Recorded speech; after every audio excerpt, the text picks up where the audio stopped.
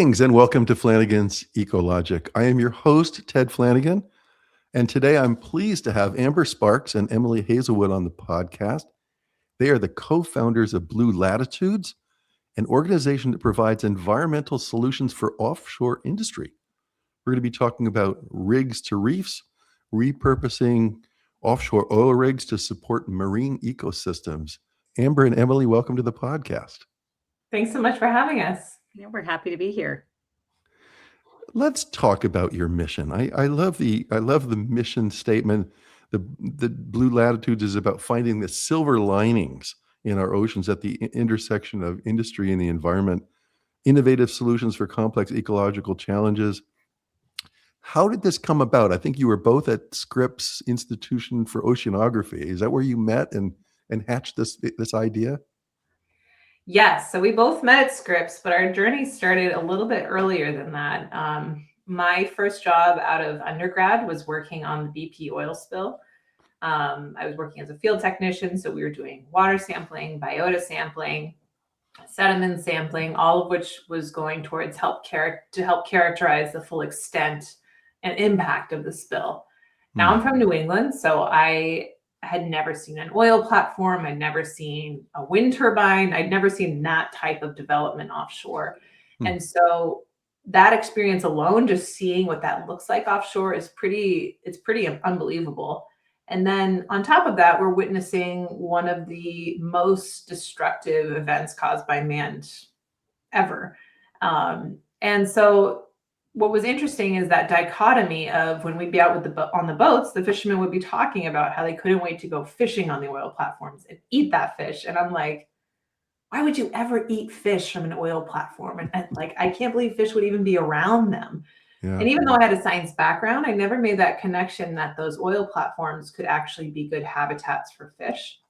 And that's where I first learned about the Rigs to Reefs program and why it's such an important part of the culture throughout the Gulf.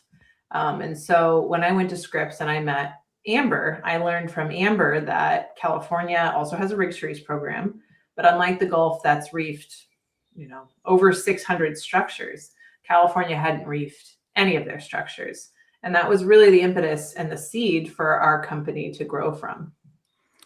That is great. And it must have been a horrifying thing looking at the destruction in the Gulf. What was it called? The Deepwater Horizon or something like that? Deepwater Horizon, yes. And I wasn't there, right? It happened in 2010. I arrived on the scene about a year later. But the work went on for years. And even a year later, we were witnessing the ripple effect of species that were lost, the restructuring of oyster beds, the communities that were impacted.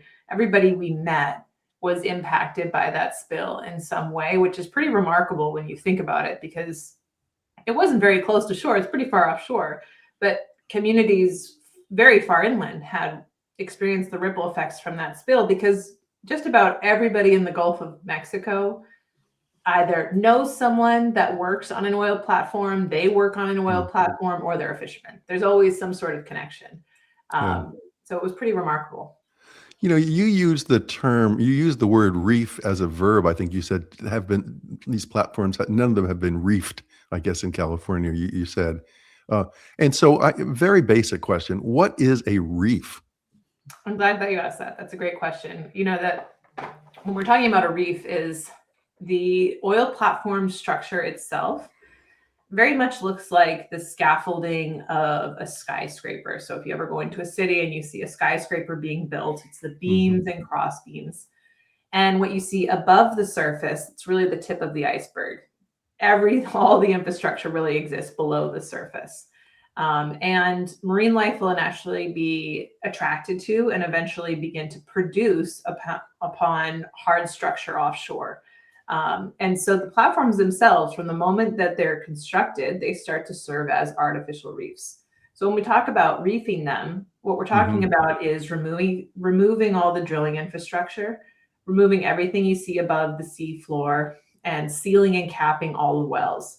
It's the exact same process that would happen if they were to totally remove the jacket, which is the beams and cross beams. But instead, they're going to leave that in place to maintain the reef that's been growing there ever since the platform was first installed. And the depth of these rigs, I did a little bit of research. I think in the Santa Barbara Channel, there were 120 to 200 feet into that much water. Is that right? And so you've got that much underneath the oil Even rig deeper, platform? even What? deeper, Oh, even even deeper. deeper. In California, they can go down to almost 800 feet water depth. So through the reefing process, the top side, everything Yeah. you see from the above the surface is removed. And then typically they remove down to 80 feet below the water's surface. And that just allows for a draft for ships to safely draft over the Oh. platform without running into it. But everything else remains in in the water column. So if it's an 800-foot platform and you remove the top 80 feet, you have approximately 700 to 20 feet of infrastructure that is functioning as an artificial reef and mimicking the natural environment in which it's been placed. And that's, I mean, I don't know how long and how tall buildings are, but that's what, a 50 or 60-story building sort of worth of steel that's left in place there? Yeah, think like the size of the Empire State Building. Oh, It's pretty okay. big. And That's they go enough. deeper. I mean, we've worked on structures that are even deeper than that. We worked on floating structures that extend down to 6,000 feet. Oh, wow. So the oil companies clearly don't want to, like you're saying, they don't normally take that infrastructure away. They don't want to remove all that. Is anybody calling for the complete removal of of that infrastructure? Definitely. The oil companies, they do want to I mean, that's their liability. When they get the Hmm. original lease to drill the wells, they have the liability to return the seabed to its original condition. That Hmm. means sealing and capping the wells, removing all infrastructure, including anything that might have developed a reef over time. So that is their responsibility and the liability of their lease. However, there in certain states and on a federal level, there are opportunities for these oil companies to repurpose the material into artificial reefs through a rigs to reef program. So there's cost savings associated with that, of course. So oil companies might be interested in that option to save decommissioning costs. But the important point here is that the states have rigs to reef law in which a significant portion of that cost savings actually goes back to the state into an endowment for marine preservation and conservation. So in California, if 23 of our 27 offshore platforms were to be reefed, and those are the 23 that are in water depths that make the most sense to be reefed, there would be a cost savings of over $1 billion. But according to our rigs to reef law, 80% of that saved costs that the oil companies save by leaving that infrastructure in place, 80% of that has to go back to the state into an Hmm. endowment for marine preservation and conservation. So 800 million back to the state into that fund to fund Department of Fish and Wildlife and state run research initiatives. So there are ways to make this rigs to reef solution a win-win-win, both a win for industry, a win for the state, and a win for the environment. Oh, great. Now, I did a little bit of digging, and it sounds like there's been rigs to reef programs for a while. I think I read the oldest conversion was in Florida 40 years ago, and then the Louisiana Department of Wildlife and Fisheries has had a rigs to reef program for about 30 years. How did you? I want to hear about how you kind of create. How did you create your business, and um, what were the first steps in establishing Blue Latitudes? Well, a big part of our graduate thesis work was addressing the issue of there's all this amazing science that goes on among scientific communities, but it doesn't really get shared effectively to the public. I mean, you talk to anybody and they probably can't even tell you the last time they read a scientific paper. Hmm. So a big part of the work that we did was figuring out a way to effectively communicate the findings of our thesis. So that was through a website, that was through video and Instagram, social media. And that I think attracted people to our work. And I think the first person to reach out was someone from The Economist, which was wild because that we were two grad students at the time. But when you blow it out, and this was, part of our thought process, is there's not just oil platforms in California and in the Gulf of Mexico. Our market size is every single ocean on the planet. There is an oil platform. And the reality is, although we are still producing and utilizing oil, we are moving away from that model. We're implementing more renewables, offshore renewables. And so the traditional concept of an offshore oil platform is starting to go away. So that means we're facing a massive cycle of decommissioning worldwide. And we realized that was our market. And there was a problem. This was only happening in the Gulf of Mexico, despite the fact that there's oil platforms in every ocean. And I think that was really the impetus for our company. But of course, we're two grad students from Scripps. We don't have business degrees. We have our experience and we have Google.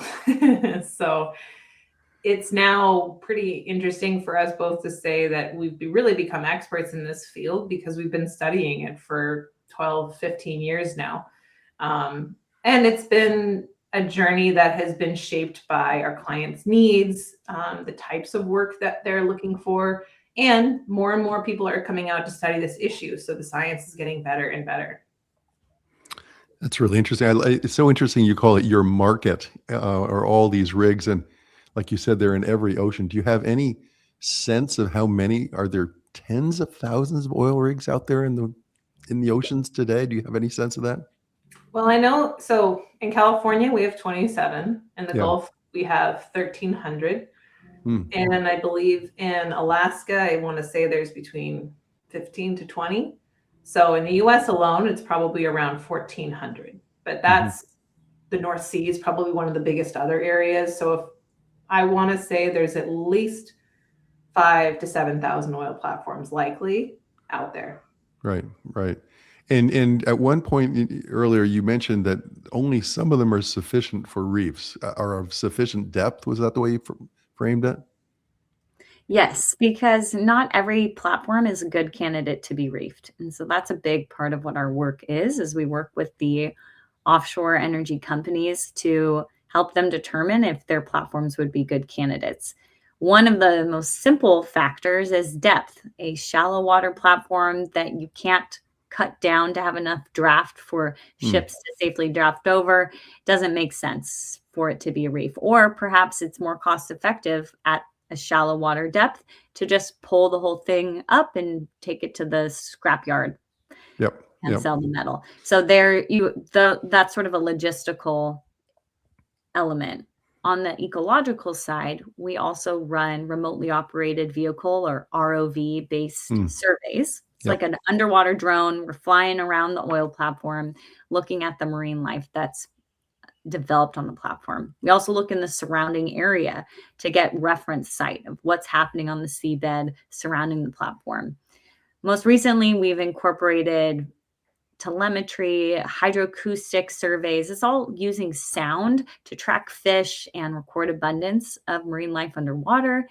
And we're also using eDNA, which is kind of like a glorified water sampling, where you're able to take a sample of water and look at the different types of DNA fragments in that water that come from passing sharks or rays. And it gives you a better idea, a more complete idea of what has been in that area and what lives around the oil platform.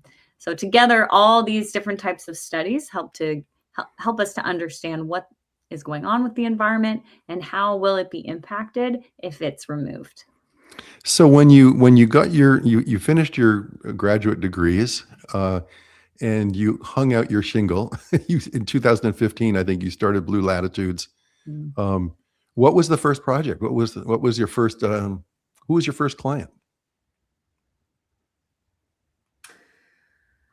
We were offered we went to speak at a conference, and someone approached us and said, I'm putting together a joint industry project, and I would like you to write about the environmental impacts of leaving structures in place in the deep sea.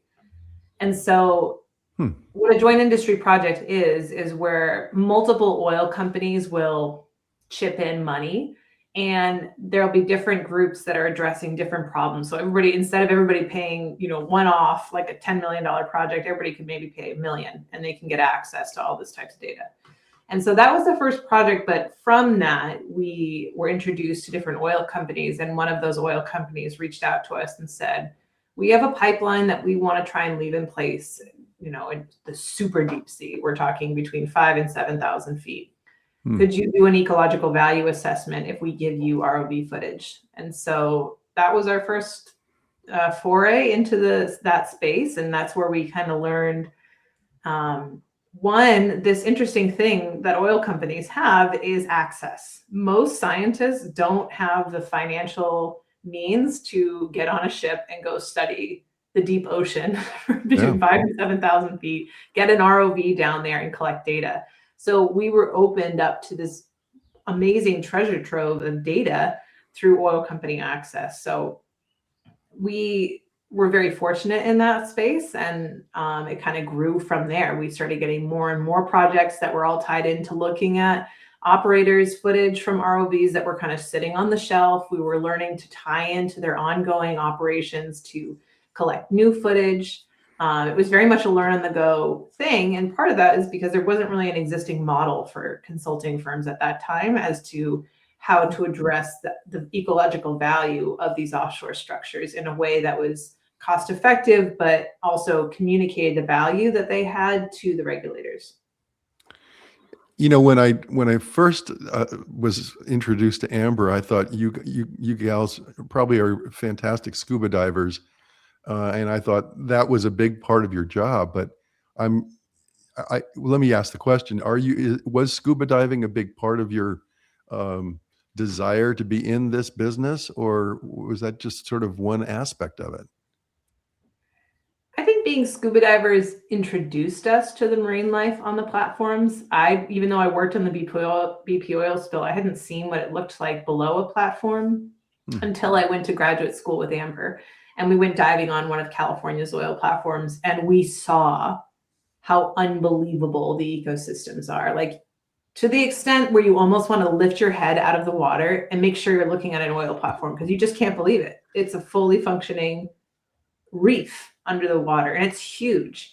So I think diving opened up that for us, and we still maintain it through our nonprofit foundation by trying to get others out to the oil platforms to go diving on them, learn about the ecosystems. But when it comes to our commercial work, it really doesn't factor in at all. We're using almost exclusively remotely operated vehicles, and then field surveys deployed from boats. What does it look like when you're diving below an oil platform? You mentioned the reef has grown, but I mean, barnacles sort of the first thing that forms on there, and then it sort of goes from there, and the ecological systems are built up? Yeah. Well, if you start from the surface and the boat is approaching, it is a massive structure. I mean, some of these platforms can house, people sleep on them. They house hundreds of people. They have bowling alleys, massive restaurants and spaces. They are functioning hotels in a sense. So you approach this massive structure from the surface, and it's startling because it's very industrial. It's loud. It's making, all of most of the platforms we've dove on have been active platforms. So they're actively producing oil and gas. There's buzzing going on. It's a lot of commotion. And then you're like, all right, I'm going to jump in. The second you go beneath the surface, everything changes. And you're looking at the scaffolding of a building, beams and cross beams that are creating nooks and crannies for marine life to grow on. Initially, the platforms will attract invertebrates, like you said, like barnacles or anemones. Depending on where the platform is, it's going to mimic its natural environment. In California, we see scallops, anemones, and then on top of that come the fish, schools of jack mackerel. We see our California state fish, the Garibaldi, blacksmiths, rockfish, all around these platforms. And in fact, the growth has become so heavy that some of the oil platforms will take a water hose and actually hose off all of the invertebrate life from the upper 20 feet to try and reduce the drag and create less of a heavy load that might potentially cause some instability for the platform, because there's just so much life that's accumulated on it. And we've been diving there after they've hosed it all down, and you can see the galvanized steel. And then we come back the next year or the year after that, and recolonization has begun. So it happens fairly quickly. It's really interesting. And you mentioned galvanized steel, and I think I read somewhere in your literature that some of the rigs use cathodic protection of the steel to keep it from corroding. Is that right? Yes. Yeah, it's kind of like they're like these little, you can see them on the oil platforms. They're these bars. They almost look like, they're bigger than 2x4s, but if you picture like a 2x4 on stilts. Yeah. And the purpose of those structures is to prevent corrosion. And it does that by attracting corrosion. So it'll corrode faster than the platform itself and kind of attract it to happen there, to attract those microbes that would cause that corrosion. And they need to be replaced every few years to prevent it from corroding the platform itself. But once a rig has been reefed, using that verb, you're not concerned about whether that steel corrodes at that time, are you? It's a good question, but you have to think about the fact that the platform gets modified so significantly when it's reefed. So many times the platform, there's 3 ways it can be reefed. It could either be toppled entirely onto its side. The upper portion is removed and placed next to the standing structure itself, or the upper portion is removed and totally taken away, and you're just left with that standing jacket. So, part of the issues with maintaining those cathodic protection systems is above the surface, you have living quarters. So you could have 200 people living on the platform. So you really need to make sure that the platform isn't corroding below you. Yeah. It's an active platform. You're also drilling, you're doing all sorts of activities. Ships are docking, and you have all that topside weight. So when you modify that platform for reefing, I don't want to say the need for those systems is gone, but it's reduced significantly. We don't have, this is a new program, and oil platforms are relatively new. Oil platforms were first built, the first place they were built was California using redwoods. Now we've got more modern structures. The oldest ones are from, the 50s and 60s. And so we don't really have models of what that will look like in 300, 400 years. The best estimates that we can do is to look at how shipwrecks corrode.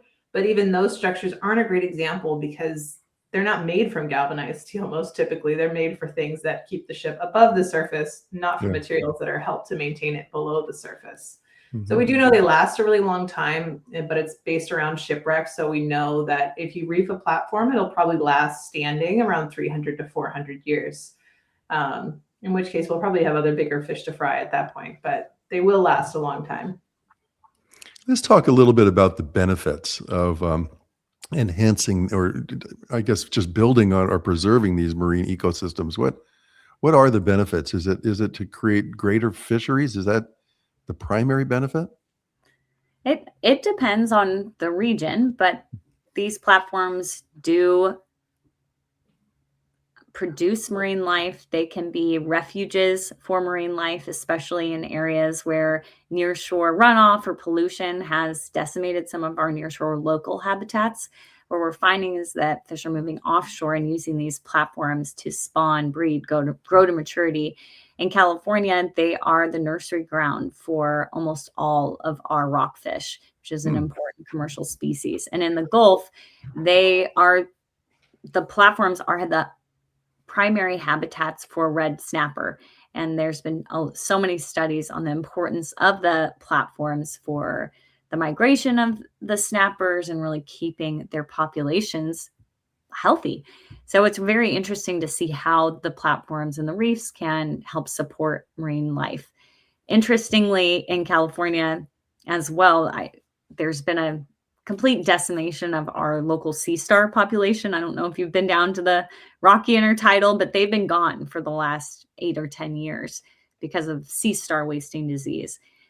However, we noted when we were diving the oil platforms that they were there. And it was widely accepted that it was almost like an extinction event. Yet we still saw the sea stars offshore. So we started recording our findings. We worked with UC Santa Barbara and a data center that's run by the state called Marine.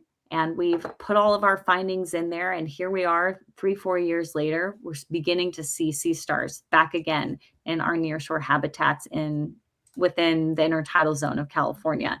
And although the small little bit of research we've done isn't robust enough to officially make this claim, but in my opinion, what I've noticed is that it appears that the offshore oil platforms acted as a refuge for the sea stars to rebound. And then over time, they were able to come back to the nearshore habitats once the runoff pollution, the disease that had caused their sea star wasting had left. So that's one sort of deep dive on the ecological benefits.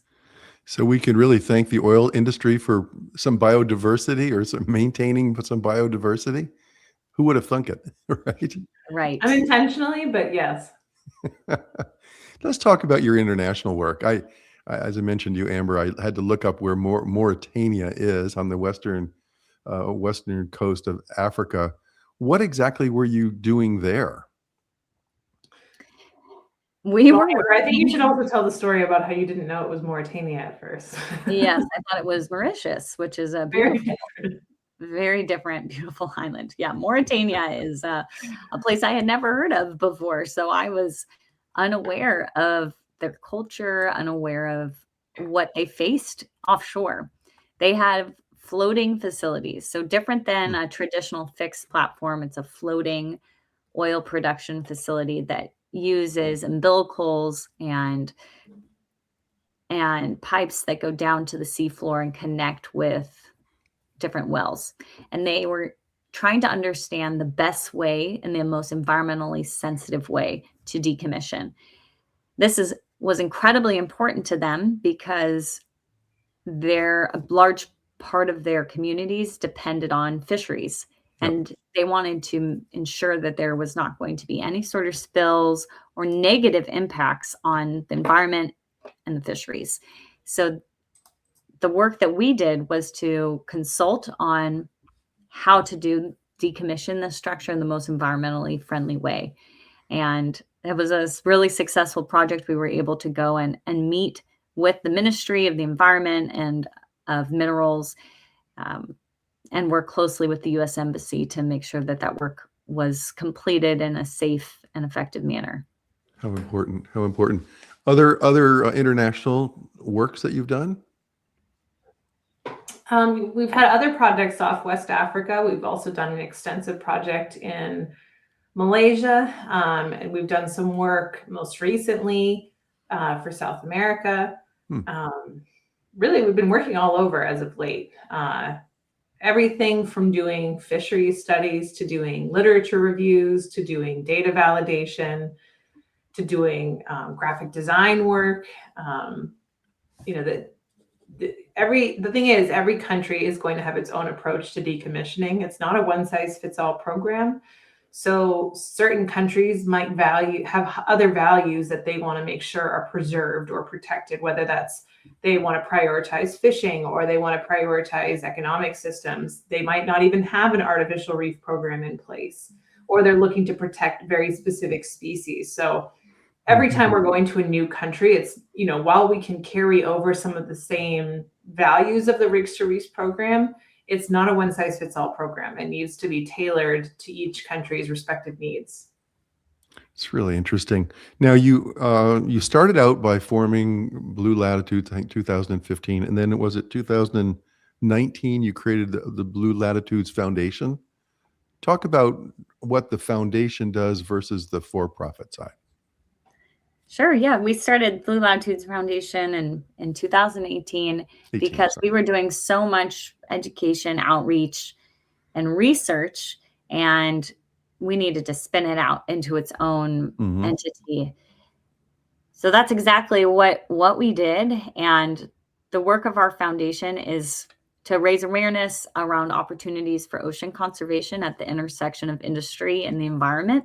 Reefs to Reef is a great example of that. But there are so many other opportunities. We've worked in ecotourism, we've explored offshore wind, we've looked at aquaculture. There are many different ways where we're using our environment from an industrial perspective.